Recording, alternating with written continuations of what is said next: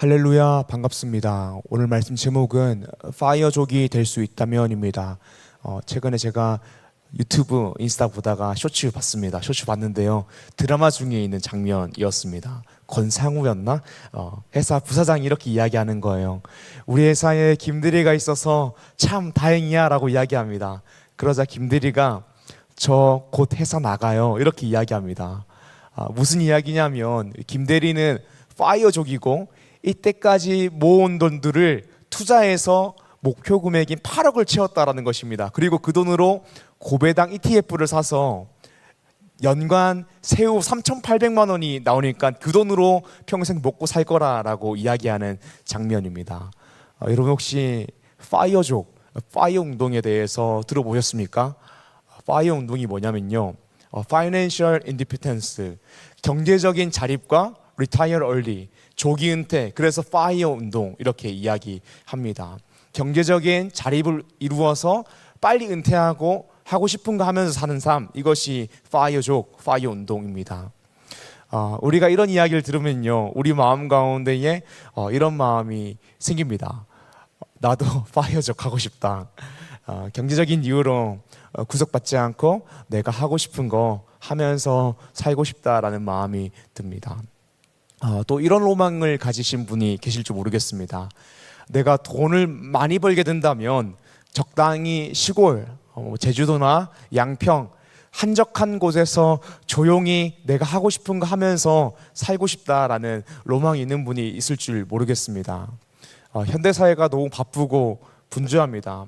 우리는 인간관계에서 너무 지치고 조직적인 구조에서 지치고 경제적인 압박으로 지치곤 합니다. 그래서 우리는 한적한 삶을 꿈꾸곤 합니다. 한적한 삶, 스트레스 없는 삶, 편안한 삶은 우리들의 로망입니다. 우리 모두가 원하는 것입니다. 그런데 정말 하나님께서 우리에게 원하시는 삶이 한적한 삶이고 편안한 삶이고 스트레스 없는 삶일까요? 하나님은 우리를 세상의 빛과 소금으로 부르셨습니다. 그 말은 무엇이냐면 우리가 세상 속에서 빛과 소금으로서 살아가야 되는 삶이 있다라는 것입니다. 파이어족이 되는 것이 나쁜 것이 아니고 경제적인 자립을 이루고 부자가 되고 은퇴를 하는 것이 나쁜 것은 아니지만 우리가 그저 한적하게 살 수 없다라는 것입니다. 그저 편안하게 살 수 없다라는 것입니다. 복음을 위해 살게 된다면 마땅히 해야 할 일이 있다라는 것입니다. 마태복음 20장을 보게 되면요, 포도원 비유가 나옵니다. 포도원 주인이 아침에 나가서 일을 찾고 있는 품꾼들을 찾아서 그들에게 일을 시키고 한 데나리온을 주기로 했습니다. 그리고 그 사람들이 포도원에 들어가서 일을 합니다. 종오쯤 되어서 포도원 주인이 다시 길거리로 나가게 됩니다. 그때 아직 일을 찾지 못한 품꾼이 있어서 포도원 주인이 그들에게 일을 시키고 한 데나리온을 주기로 합니다. 오후 3시에도 나가고요, 또 오후 5시에도 포도원 주인이 아직 일을 찾지 못한 품꾼들을 보고 포도원 일을 하라고 일을 시켜줍니다. 오후 5시까지 이렇게 품꾼을 찾은 것이죠. 그리고 한 6시, 7시쯤에 아마 일이 마쳤던 것 같습니다. 그때 아침부터 일한 사람과 저녁부터 일한 사람 모두 다 똑같이 한 데나리온이라는 일당을 받았습니다. 그때 아침에 온 사람은 이렇게 원망합니다. 왜 우리는 일찍 왔는데 늦게 온 사람과 똑같이 일당을 받습니까? 이 말씀이요, 천국에 대한 비유인데 어떤 목사님께서는 이런 해석을 하시더라고요. 포도원 주인은 이미 평생 먹고 놀 만큼 돈이 많아서 포도원을 운영하지 않아도 된다라는 것입니다. 그런데 포도원 주인이 포도원을 여는 까닭은 품꾼들로 하여금 일당을 주기 위해서 포도원을 연다라는 것입니다. 이게 무엇이냐면요, 우리 그리스도인들이 물질의 은혜를 받아서 부자가 되기도 합니다. 그런데 부자가 되면 그냥 한적한 삶, 그냥 편안하게 사는 것이 아니라 부자로서의 부르심도 있다라는 것입니다. 포도원 주인의 부르심은 일자리 창출하는 것이었죠. 되게 대단한 것이거든요. 저는 장애인들을 고용하여서 운영하는 큰숲 베이커리나 구딜스토어 보면서 정말 대단하다고 생각합니다. 부자가 되어도 그 가운데에 마땅히 해야 되는 부르심이 있다라는 것입니다. 오늘 말씀 제목은요, 파이어족이 될 수 있다면입니다. 이 시대 많은 사람들은 경제적인 자립을 꿈꿉니다. 그 이유는 더 이상 스트레스 받고 싶지 않고 경제적인 압박에서, 인간관계의 어려움에서, 이 조직적인 구조에서 벗어나고 싶기 때문입니다.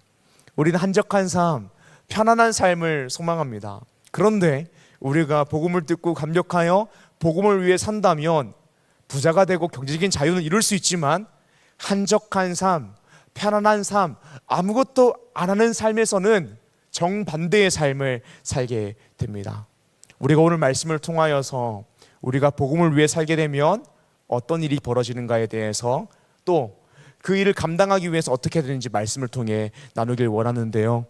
사랑하는 리조 청년 여러분, 오늘 말씀을 통하여서 한적한 삶, 편안한 삶, 아무것도 안 하는 삶이 목표가 아니라 목숨 다해 하나님을 위해, 복음을 위해 기쁨으로 살아갈 수 있는 리조 청년 한 사람 한 사람 되길 주님 이름으로 축복합니다. 아멘.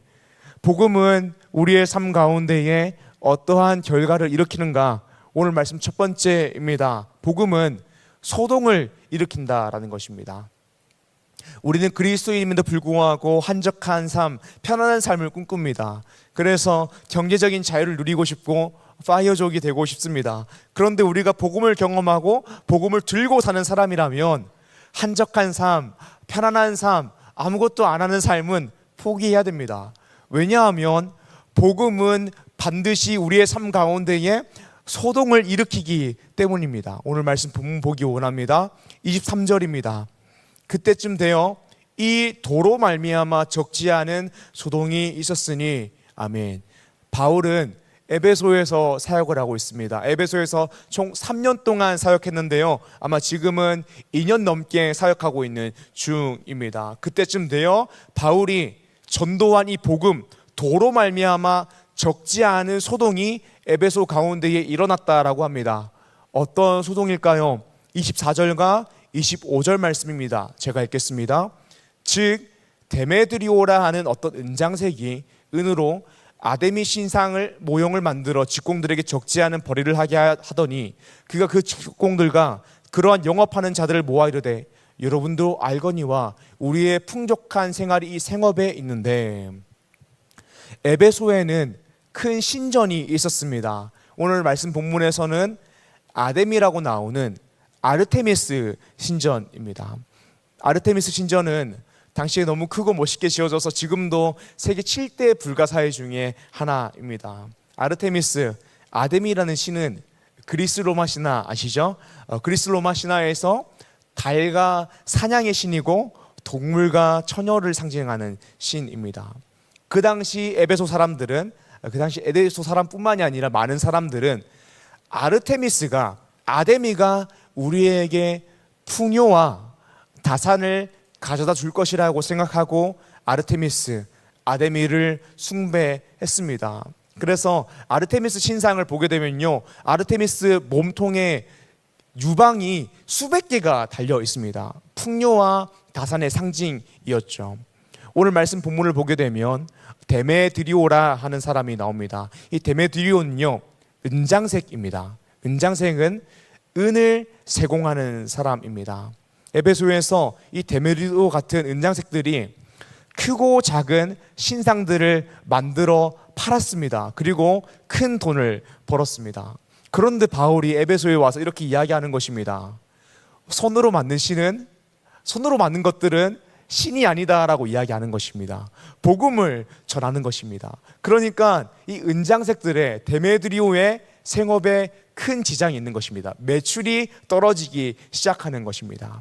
26절과 27절을 계속 보겠습니다. 제가 읽겠습니다. 이 바울이 에베소뿐 아니라 거의 전 아시아를 통하여 수많은 사람을 권유하여 말하되, 사람의 손으로 만든 것들은 신이 아니라 하니 이는 그대들도 보고 들은 것이라. 우리의 이 영업이 천하여질 위험이 있을 뿐 아니라 큰 여신 아데미의 신전도 무시당하게 되고 온 아시아와 천하가 위하는 그의 위엄도 떨어질까 하노라 하더라. 이 사람들이 우상을 만들어서 돈을 많이 벌어야 되는데, 그리고 사람들이 이 아데미 신상을 잘 섬겨야지, 그 종교심이 커져야지 이 장사가 잘 될 텐데, 바울이 이렇게 이야기하는 거예요. 사람들의 손으로 만든 것은 신이 아니다라고 이야기하는 거예요. 그러니까 그들의 영업에 위협이 되는 것입니다. 그래서 데메드리오라는 사람을 중심으로 사람들이 모여서 소동이 일어나게 됩니다. 그 결과 어떻게 됩니까? 28절과 29절입니다. 그들이 이 말을 듣고 분노가 가득하여 외쳐 이르되 크다 에베소 사람의 아데미여 하니 온 시내가 요란하여 바울과 같이 다니는 마게도냐 사람 가이오와 아리스다고를 붙들어 일제히 연극장으로 달려 들어가는지라. 온 시내가 요란하여서 또 은장색들을 중심으로 분노하여서 소동이 일어났고 많은 사람들이 모여서 바울의 동료들을 붙들어 연극장에 들어갔다라고 합니다. 에베소 가운데에 바울이 복음을 전하니까 소동이 일어난 것이죠. 사랑하는 여러분, 우리는 한적한 삶을 원합니다. 편안한 삶을 원합니다. 하지만 복음을 믿은 사람에게는 복음을 전해야 되는 의무가 있습니다. 그리고 복음을 믿은 사람은 복음으로 감격했기 때문에 복음을 전하게 됩니다. 그런데요, 이 복음이라는 것이 세상 사람들이 듣기에 상당히 배타적입니다. 그래서 복음은 드러날 때에 소동이 일어나게 됩니다. 복음의 내용이 무엇입니까? 하나님이 세상을 이처럼 사랑하사 독생자를 주셨으니 이는 그를 믿는 자마다 멸망하지 않고 영생을 얻게 하려 하심이라. 사람들은 이렇게 이야기합니다. 멸망하지 않고? 그러면 안 믿으면 멸망한다는 것인가? 라고 물어봅니다. 그럼 우리는 맞다. 그래서 예수님 믿어야 된다라고 이야기합니다. 또 우리는 어떻게 이야기합니까? 예수께서 이르시되 내가 곧 길이요 진리요 생명이니 나로 말미암지 않고는 아버지께로 올 자가 없느니라. 아멘. 우리는 이렇게 이야기합니다. 예수님이 길이다, 진리다, 생명이다. 예수님을 떠나서는 어떤 길도 없고 진리도 없고 생명도 없다. 예수님을 말미암지 않고서는 하나님 아버지께로 갈 수 없다라고 이야기합니다. 이것이 얼마나 배타적입니까? 그런데 여러분, 원래 진리는 배타적인 것입니다. 1 더하기 1은 2죠. 이것은 진리입니다. 근데 누군가가 1 더하기 1이 3이라고 하면, 아니면 조금 더 가깝게 1 더하기 1이 2.1이라고 하면 아무리 가까운 수라고 해도 이것은 틀린 것입니다. 왜냐하면 1 더하기 1이 2라는 것이 진리거든요. 이것 말고는 다 틀린 것이거든요. 복음이 그런 진리입니다. 우리는 예수 그리스도만이 우리의 죄와 비참함의 문제를 해결하는 구원자라는 절대 진리를 믿습니다. 그리고 우리가 이 절대 진리를 가지고 살 때에, 그리고 우리의 삶 가운데 복음이 드러날 때에 세상 사람들과 부딪힐 수밖에 없습니다. 우리의 삶 가운데에 복음이 드러난다면, 우리가 복음으로 감격하여 복음을 위해 산다면 우리의 삶 가운데에 크든지 작든지 소동이 일어날 수밖에 없는 것입니다. 그래서 한적한 삶, 편안한 삶과는 거리가 먼 것입니다. 복음 들고 살았던 바울의 인생을 기억해 보십시오. 오늘 본문만 봐도 복음을 전하니까 엄청난 소동이 일어났습니다. 다른 지역에서는 어땠습니까? 평안했습니까? 그렇지 않습니다. 복음 전하니까 박해를 받고 쫓겨났습니다. 돌을 맞아서 도망가기도 했습니다. 왜 그런 일이 일어났습니까? 복음을 적극적으로 말했기 때문입니다. 오늘 말씀 첫 번째, 복음이 우리의 삶 가운데 어떠한 결과를 일으키는가? 복음은 소동을 일으킵니다. 사랑하는 여러분, 우리가 정말 복음을 위해 살았는데 우리 인생 가운데 아무런 박해도 없고 고통도 없고 아무런 소동이 일어나지 않는다. 그것은 꿈만 같은 이야기입니다. 우리는 그 꿈을 깨야 합니다. 그 꿈에서 나와야 합니다. 우리가 하나님 나라 백성으로서 해야 할 의무를 감당한다면, 또 그리스도인으로서 해야 할 의무를 감당한다면 우리의 삶 가운데에 소동이 일어나는 것은 필연적입니다. 그리고 그것은 전혀 이상한 일이 아닙니다. 예수님께서도 그렇게 말씀하셨죠. 마태복음 5장입니다. 의를 위하여 박해를 받는 자는 복이 있나니 천국이 그들의 것임이라. 나로 말미암아 너희를 욕하고 박해하고 거짓으로 너희를 거슬러 모든 악한 말을 할 때에는 너희에게 복이 있나니 기뻐하고 즐거워하라. 하늘에서 너희의 상이 큼이라. 너희 전에 있던 선지자들도 이같이 박해하였느니라. 아멘. 예수님께서 이렇게 말씀하시는 것입니다. 너희가 정말 의를 위하여 산다면 너희 박해당할 거야. 너가 정말 예수 그리스도의 이름을 위하여 산다면 그 이름 때문에 사람들이 너희를 욕하고 박해하고 거짓으로 거스르기까지 할 거야. 그런데 그러한 자에게 복이 있다. 하늘에서 너희의 상이 크다라고 예수님께서 직접 말씀하셨죠. 사랑하는 여러분, 그러므로 우리가 진정 복음을 위하여 살아갈 때에 우리의 삶이 고단하고 소동이 가득하고 박해가 있으며 누군가 우리를 거짓으로 거스린 있음을 당연하게 생각하십시오. 우리 인생 가운데에 박해가 있고 고통이 있는 것을 특별한 일로 생각하지 마십시오. 당연한 일입니다. 그리고 여러분들 삶 가운데에 복음으로 말미암아 박해가 있고 복음으로 말미암아 소동이 일어나고 있다면 그것은 여러분들이 복음의 사명을 잘 감당하고 있다는 증거이기도 합니다. 그런데 반면에 우리의 삶 가운데에 아무런 소동이 없고 박해가 없고 적이 없다라는 것은 우리의 삶 가운데에 복음이 순도 높게 드러나지 않고 있다, 표현되고 있지 않고 있다라는 증거이기도 합니다. 어떤 누군가는 이렇게 이야기합니다. 그리스도인들이 이 복음의 순도를 낮추어서 희석시켜서 교회의 진입 장벽을 낮추자. 그러면서 교회에서 복음을 이야기하지 않고 예배를 화려한 콘서트로 만들고 설교 시간에 조엘 오스틴처럼 번영주의와 성공, 인문화, 교훈만을 이야기하고 교회의 모든 프로그램을 친교 프로그램, 문화 프로그램만으로 전락시키는 곳들도 있습니다. 그것 자체가 나쁜 것이 아니죠. 하지만 복음을 이야기하지 않는다면 문제가 있는 것입니다. 진짜 복음의 역사가 언제 일어날까요? 복음의 순도를 낮출 때 일어나는 것이 아닙니다. 오히려 우리가 순도 높은 복음을 전하고 여러분들이 순도 높게 세상의 빛과 소금으로 살아날 때에 우리 인생 가운데에 복음의 역사가 일어나는 것입니다. 여러분들이 순도 높게 살면 살수록 여러분들의 삶 가운데에 저항이 거세지고 박해가 일어나고 소동이 일어나겠지만 우리가 순도 높게 살아갈 때에 미련해 보이는 이 복음을 통하여서 하나님이 어떻게 역사하시는지를 목격하게 될 것입니다. 사랑하는 여러분, 그러므로 복음을 위해 살아가십시오. 그리고 복음을 위해 살아갈 때 우리 삶 가운데 일어나는 박해, 이 소동, 특별한 일이 아니라 당연한 일로 받아들이십시오. 오히려 그런 일이 일어나지 않고 나의 삶이 너무 한적하고 편안할 때에 나 자신을 점검하십시오. 내가 정말 복음을 위하여 살고 있는가? 나의 삶 가운데에 복음이 드러나고는 있는가? 점검하십시오. 그렇게 살아갈 때에 예수님께서 의를 위하여 박해받는 자에게 복이 있다 하신 주님의 말씀처럼 우리의 상급이, 하늘 상급이 클 줄 믿습니다. 아멘. 오늘 말씀 첫 번째는요, 복음은 우리의 삶 가운데에 소동을 일으킨다라는 것입니다. 복음을 위해 살면 박해를 받는 것이, 고통당하는 것이, 대적당하는 것이 당연하다는 것입니다. 솔직히 우리 마음 가운데 그런 마음이 있습니다. 파이어족이 되어서 널널하게 살고 싶고 한적하게 살고 싶고 편안하게 살고 싶습니다. 저도 그래요. 저도 너무 편안하게 살고 싶습니다. 내 삶 가운데 어떤 소동이 일어나지 않았으면 좋겠고 박해당하고 싶지도 않습니다. 목회자인 저도 그런 편안하게 살고 싶다, 강력한 소망을 가지고 있습니다. 이 편안하게 살고 한적하게 사는 것이 나쁜 것은 아니죠. 그런데 우리가 정말 복음을 위해 산다면 나의 편안함이 하나님보다 앞서는 우상이 되어서는 안 될 것입니다.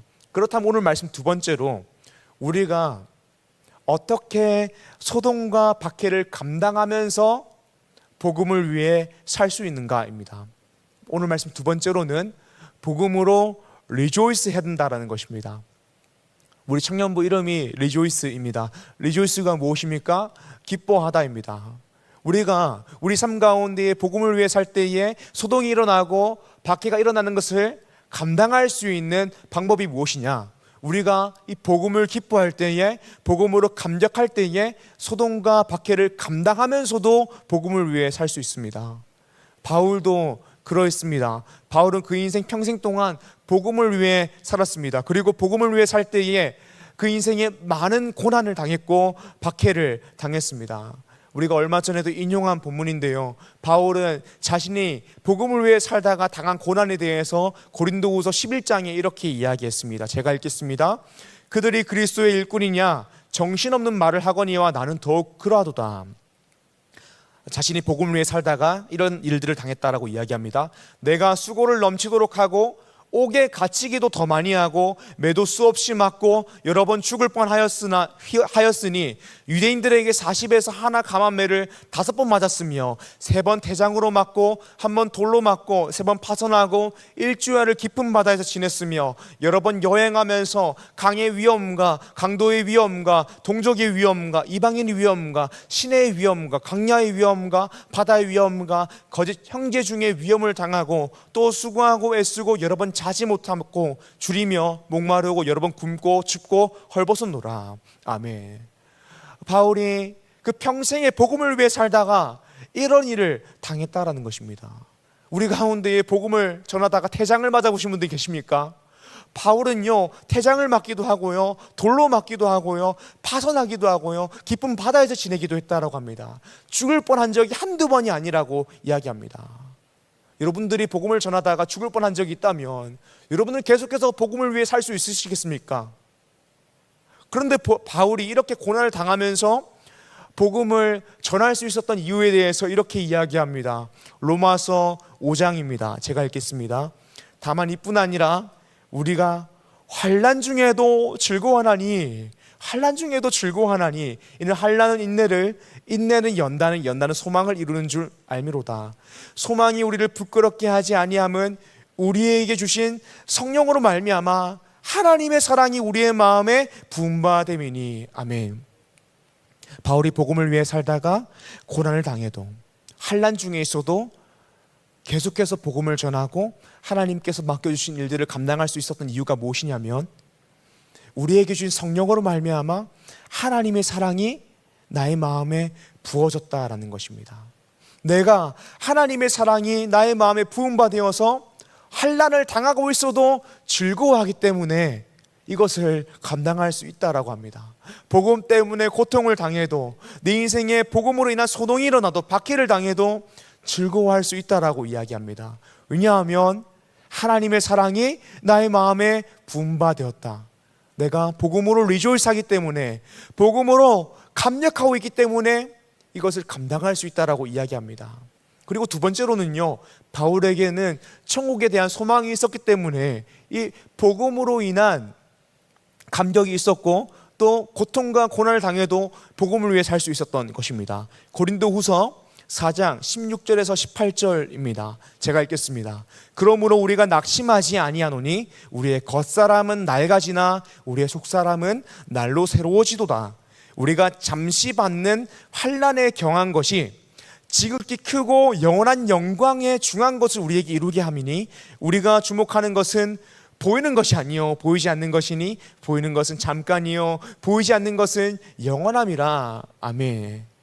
바울이 환난 가운데 있는데 우리가 잠시 받는 환난에 경한 것은 지극히 크고 영원한 영광에 중한 것을 이루게 한다라고 합니다. 그러므로 바울이 환난을 당함에도 주목하고 있는 것은 잠깐 보이는 것이 아니라 보이지 않는 영원한 것을 주목한다라고 합니다. 그래서 천국 소망을 가지고 복음으로 말미암아 감격하여 이 사명을 감당할 수 있다라고 이야기하는 것입니다.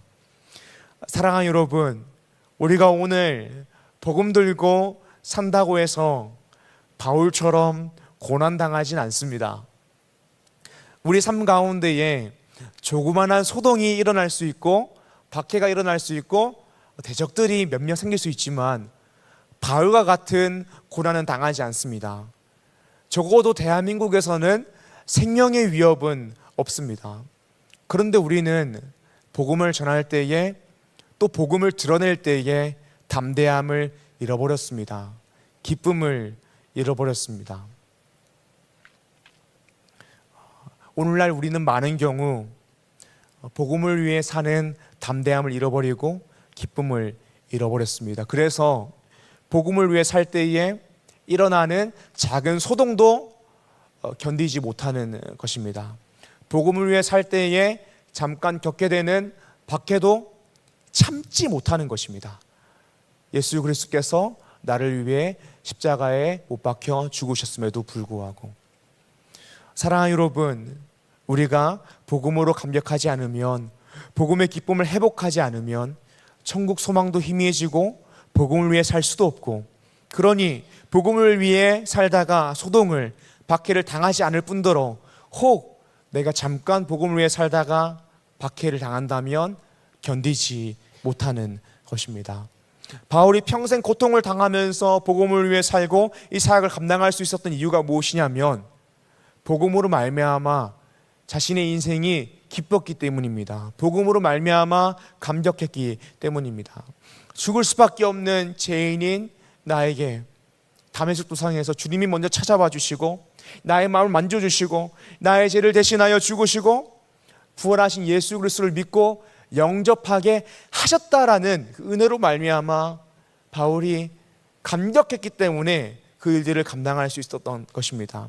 사랑하는 여러분, 복음으로 인한 감격, 복음으로 인한 기쁨을 회복하길 원합니다. 우리가 복음으로 인한 감격, 그 기쁨을 회복할 때에 복음을 위하여 살아갈 수 있습니다. 그렇다면 우리가 어떻게 복음으로 인한 감격, 복음으로 인한 기쁨을 회복할 수 있을까요? 먼저는 말씀을 통하여 복음의 내용을 매일 들어야 됩니다. 믿음은 들음에서 나는 것입니다. 그리고 복음으로 감격하기 위해서 성령 충만을 위해 기도해야 됩니다. 우리가 성령 충만할 때에 우리의 모든 시선이 예수 그리스도의 십자가를 향하기 때문에 복음으로 말미암아 기뻐할 수 있습니다. 말씀과 기도로 섰을 때 복음으로 감격하고 복음을 위해 살 수 있는 것이죠. 우리가 그렇게 할 수 있는 좋은 기회가 당장 도래하게 되었습니다. 7월 5일부터 7월 7일까지 복음으로 감격하라라는 주제로 수련을 진행합니다. 지난 동계 수련의 첫째 날에 말씀을 전해주셨던 박준우 목사님께서 두 번의 집회를 다 인도해 주십니다. 원래 복음으로 감격하고 그 복음이 너무 기뻤던 분들은, 그런 분들은 복음을 들을 때마다 감격하기 때문에 참여하면 너무 좋은 시간이 될 것이고요.